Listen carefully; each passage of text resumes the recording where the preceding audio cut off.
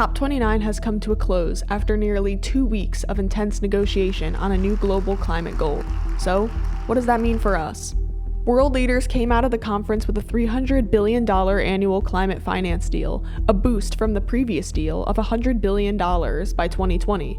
But it falls remarkably short of the trillions of dollars climate experts say are needed to tackle the growing crisis. To put it in perspective, by 2035, that $300 billion could feel more like $200 billion today when you factor inflation. Developing nations are labeling the global deal as woefully insufficient. I regret to say that this document is nothing more than an optical illusion.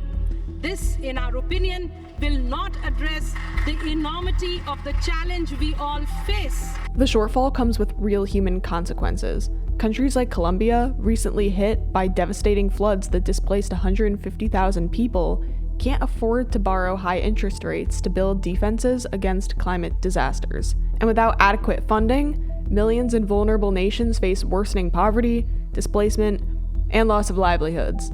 Climate finance largely comes as loans, not grants, meaning indebted nations struggle to access funds they desperately need. But the climate finance deal wasn't the only sticking point.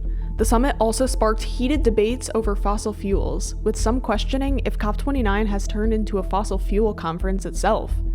For context, it was hosted by Azerbaijan, a nation that relies on oil and gas for 90% of its exports.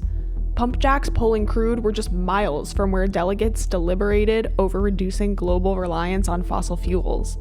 The Saudi-led opposition to phasing out fossil fuels only deepened the rift, further delaying progress. The result was a bitter pill to swallow for the delegates aware of the bold action climate science demands.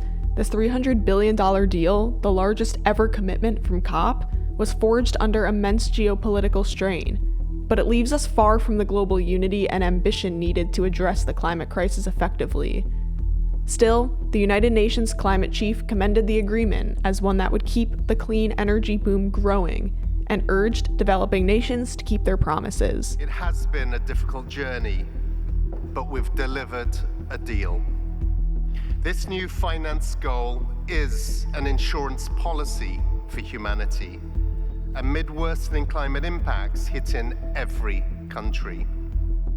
But like any insurance policy, it only works if premiums are paid in full and on time.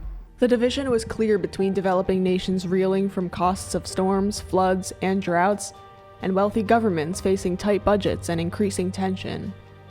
So while COP29 avoided an outright collapse, a question lingers that's hard to ignore. Is this the best that we can do? And will next year's talks in Brazil bring the leap forward that science and billions of lives demand? It's worth noting that future conferences could benefit from reconsidering what they classify as a developing country, as China is still defined by the United Nations as a developing country.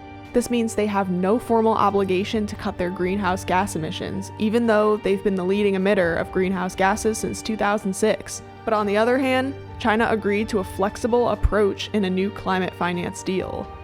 So on a voluntary basis, any financial help China provides to climate-vulnerable countries can be included in the overall fund aimed at supporting these nations. This signals China's growing openness about its financial aid to developing countries. After this conference, it's clear that the stakes have never been higher, but walking away is not an option. Despite any shortcomings, COP is one of the few platforms where nearly every country comes together to take collective action on climate change. It's where the Paris Agreement was born, the legally binding commitments and frameworks for nations to reduce emissions and adapt to climate impacts. Without COP, we wouldn't have the organized structure that we have on a global scale to confront the world's biggest climate challenges.